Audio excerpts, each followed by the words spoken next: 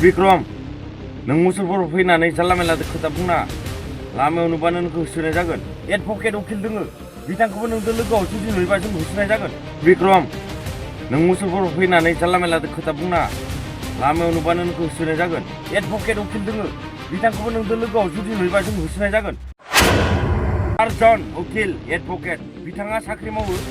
बिथाङा उकिल बिथाङा जुदि नंथारैखौनो बाथ्रा बुंदोंबा बिथांनिया जानाय नङा बिथांखौ जों नुबानो होसोनाय जागोन टारजन उकिल एडभकेट बिथाङा साख्रि मावो बिथाङा उकिल बिथाङा जुदि नंथारैखौनो बाथ्रा बुंदोंबा बिथांनिया जानाय नङा बिथांखौ जों नुबानो होसोनाय जागोन बिक्रम नों मुसलपुराव फैनानै जानला मेनला खोथा बुंना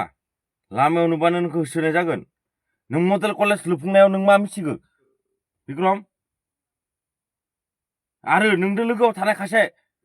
एडभकेट उकिल दोङो बिथांखौबो नोंजों लोगोआव जुदि नुयोबा जों होसोनाय जागोन मडेल कलेज लुफुंनाया बोरै मडेल कलेज लुफुंनायाव नोंहा मा गोरोन्थि जा मोननाय नुदों नोङो मानो खासे मुसलपुरनि जानानै नों मानो बुङाखै हा बिक्रम आरो टारजन उकिल एडभकेट बिथाङा साख्रि मावो बिथाङा उकिल बिथाङा जुदि नंथारैखौनो बाथ्रा बुंदोंबा बिथांनिया जानाय नङा बिथांखौ जों नुबानो होसोनाय जागोन आं बुंखायो जोंनि मुसलपुर समस्थियाव जिबायदि जादों बेखौबो जोङो मिथिखायो नोंथाङा सासे एडभकेट हिसाबै नोंथ' मिथिनांगौमोन मुसलपुर समस्थियाव मा जादों जायाखै